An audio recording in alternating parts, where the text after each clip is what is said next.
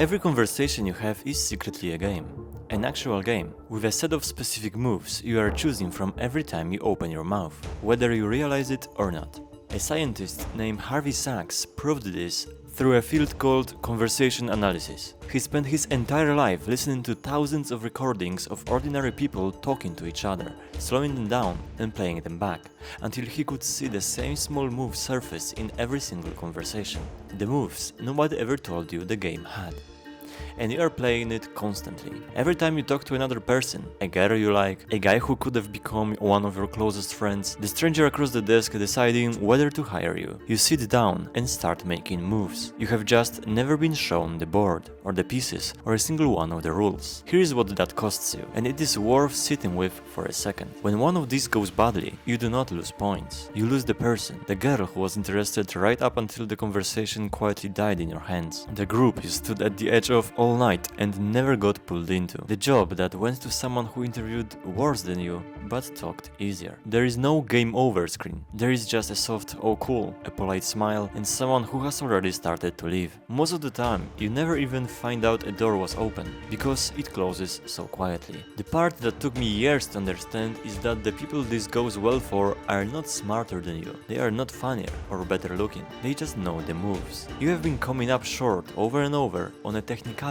nobody bothered to explain to you. I learned that the hard way from a girl named Emilia. I liked her, and by some minor miracle, at a mutual friend's party I ended up next to her by the kitchen counter with nobody else around. We talked. It was going well, better than I had any right to expect. And then we hit a lull. Just a small, ordinary gap, the kind every conversation on earth has. But I did not know that. To me, that silence looked like a verdict. Proof that I had run dry, that the whole thing was quietly ending, and that I had one shot to rescue it with something perfect. So I went hunting for the perfect thing, and my brain handed me a blank white screen with a little loading wheel spinning politely in the middle of it. The gap stretched. 3 seconds. 5. I finally produced "so yeah," which is the exact sound a conversation makes as it flatlines. Emilia gave me a small, kind smile, said she was going to find a friend we both knew, and drifted back into the party. I stood by the counter alone, holding a warm drink, watching the best opening I'd had in months quietly close by itself. It was not that I had nothing to say. There were 100 things I could have said, and at 2 in the morning, staring at the ceiling, every one of them showed up right on cue. That was the cruelest part.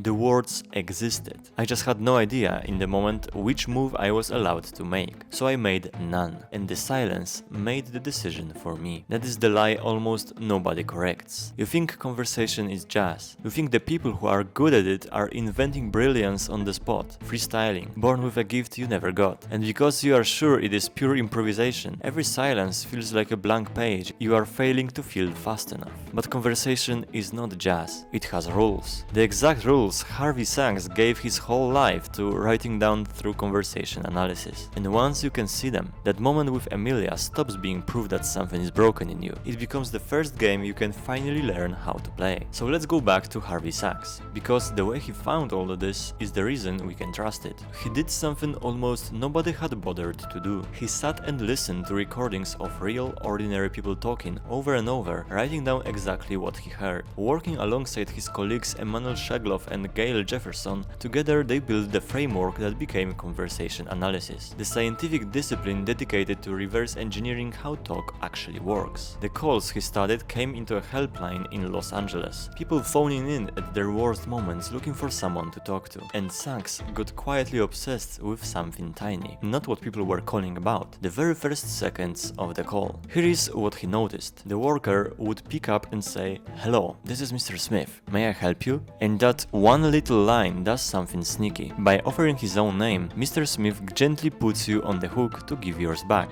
That is just how introductions work. Someone hands you their name and suddenly it's your turn, and staying silent feels rude. A tiny piece of social gravity pulling your name out of you. But some callers did not want to give their name, and this is the moment that started a whole science. They did not say, "I'd rather not tell you." Saying that out loud makes it a thing. It is a refusal, it is a little awkward, and it draws a big circle around the exact detail you were trying to keep private. So instead, the caller would say 4 quiet words. I can't hear you. Watch what that does. Now Mr. Smith has to start the whole opening over. Hello? Can you hear me? This is Mr. Smith. And in the reshuffle, the little slot where the caller was supposed to slide in their own name never comes back around. The question just dies. The caller never refused anything, never said no to a single person, and still walked away holding on to exactly what they wanted to keep. One perfectly placed sentence, and the entire problem evaporated. Sit with how precise that is. A total stranger calling on one of the hardest nights of their life still reached for an exact specific move, not because anyone taught it to them, because some part of them already knew the shape of the exchange well enough to slip around one piece of it without snapping the rest, the way you know it, the way everyone somehow knows it, without ever being able to say it out loud. And that was the crack in the wall. Sacks understood that ordinary talk, the most casual thing we do, is not casual at all.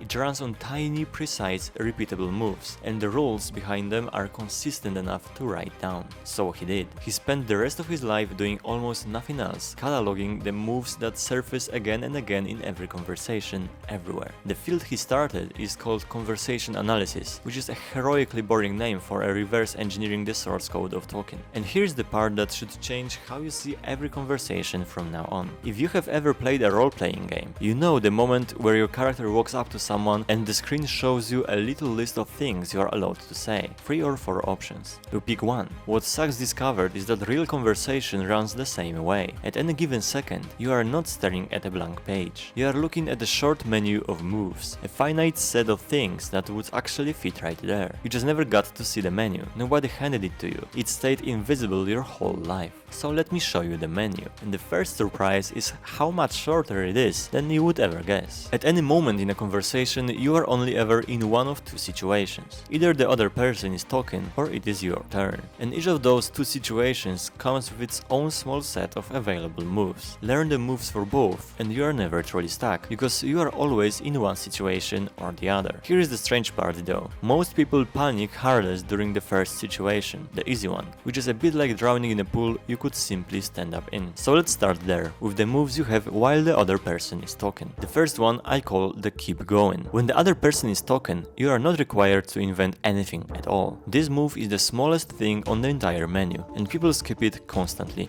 because they are convinced it doesn't count. It's the little stuff.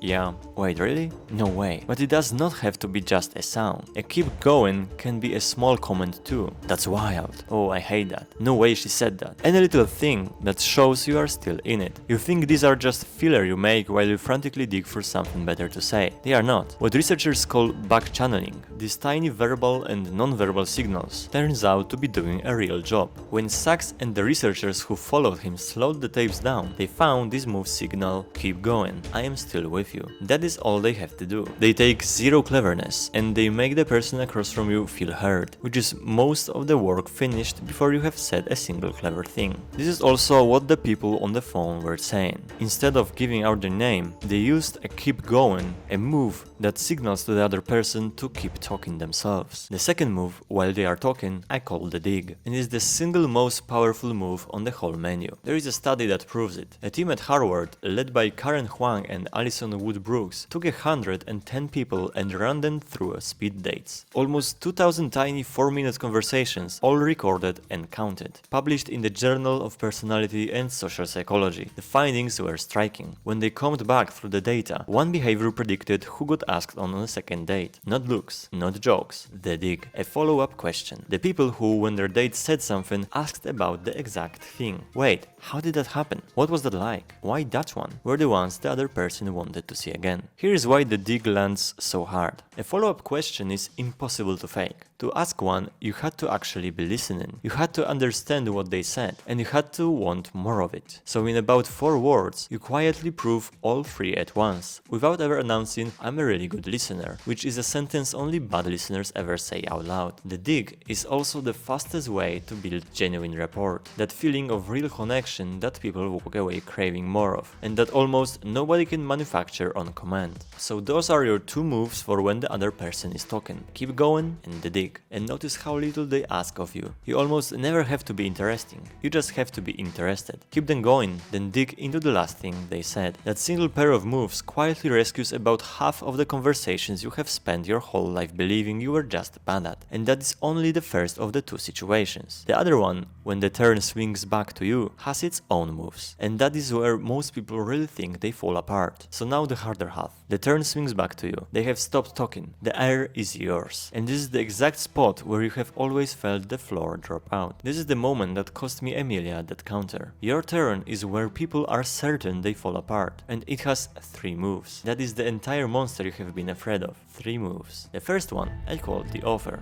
An offer is you putting something out into the open for the other person to receive, and it runs across a whole range. At the low end, it is small and easy, an observation about where you both are. This might be the worst playlist I have ever heard at a party. A stray opinion, a little piece of yourself, just something that gives them a handle to grab. But an offer can also be the realest thing you can say all night. Offering to actually do something together. We should get food sometime. Come find me before you leave. Offering your true opinion instead of the safe one. Offering how you actually feel. Telling someone you like them, telling them you had a good time and you mean it. That is still one move. It is the same move. You are taking something that was inside you and setting it on the table where they can pick it up. The mistake you have been making is believing your turn demands a fully formed, impressive thought, so you wait for one. It never arrives, and the silence wins by default. An offer does not have to be clever. It only has to be real enough to hand over. And sometimes the most powerful offer on the menu is just the true thing you are most afraid to say. The second move I call the open. Sometimes you do not want to talk about yourself at all, and you would rather hand the moment back to them. But there is nothing to dig into yet, because a new lane has to be started first, so you open one. How do you actually know everyone here? What have you been into lately? Okay, weirdly specific question, but an open is a door. And the lovely thing about the door is that the second they walk through it and start talking, you are instantly back in the easy situation, holding your keep going and your dig. Most of what looks like effortless conversation is just one person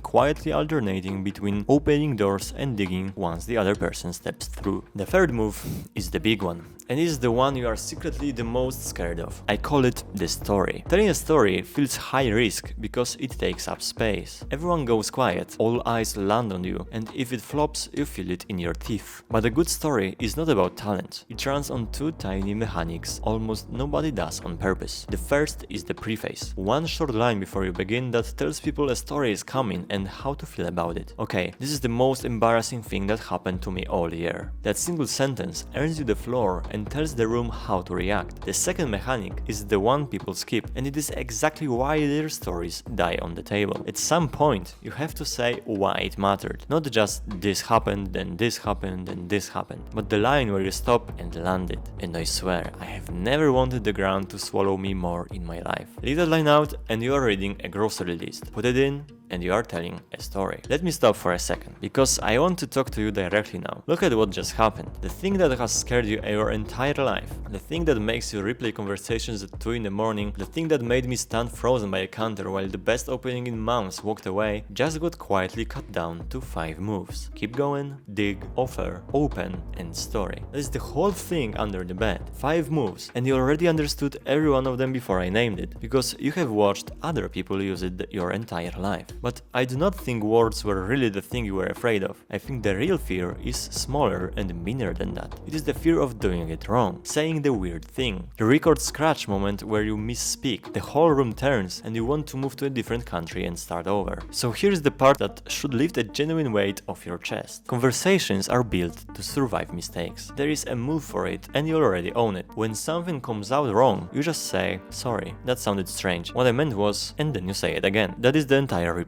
And once you start listening for it, you will catch people doing it constantly, fumbling, restarting, correcting themselves halfway through a sentence, and you will realize you never once thought less of them for it, because it is that ordinary. It is invisible. You cannot actually break a conversation. There is no single wrong sentence that ends the game forever. The disaster you spend the whole time bracing for does not exist, which means most of the fear you feel is charging you for a risk that was never real. And it makes me think about Emilia again, because here is what took me years to understand. I did not lose her by saying the wrong thing. I lost her to a silence I did not know how to feel. Standing at that counter, I had the whole menu available to me and could not see a single item on it. I could have thrown out an open and asked her anything. I could have dug into something she had said 2 minutes earlier. I could have made a small offer. Let's get out of this kitchen. We should do this again properly. Any of those would have held the door open. But I did not know there were moves. I thought the silence was a wall, so I stood there and let it turn into one. That is the real trap.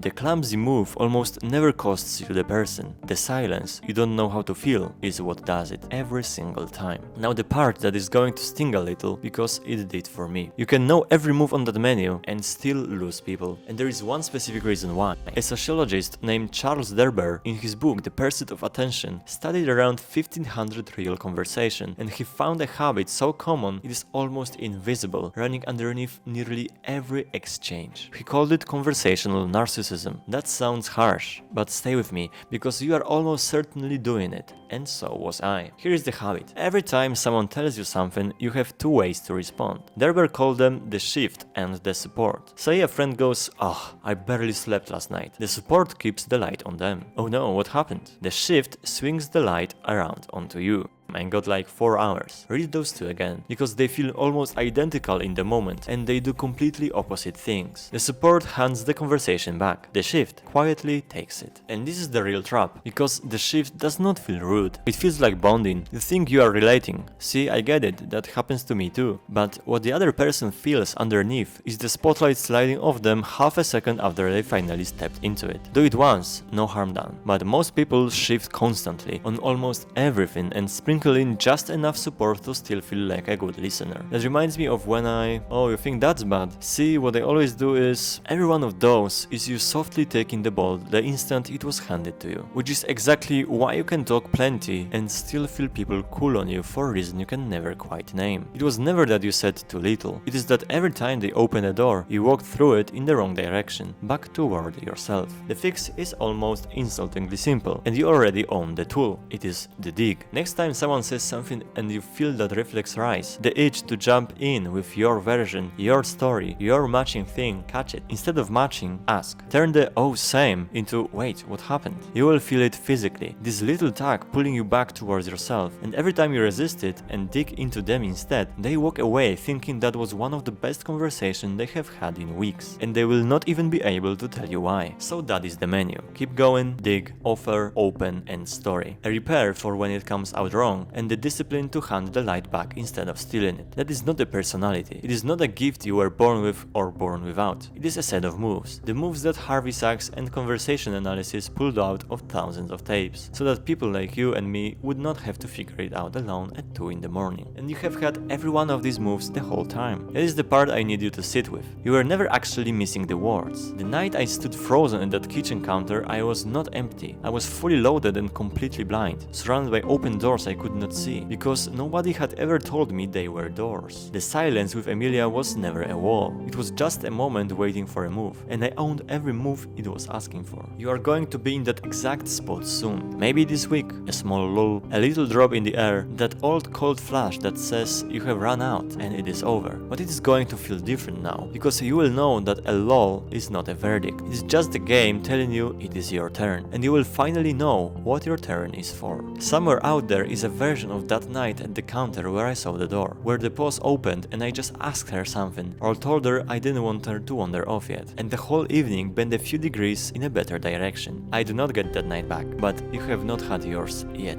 So the next time the silence falls and everything in you says you have got nothing, remember that you are holding a full hand, and it is simply your move.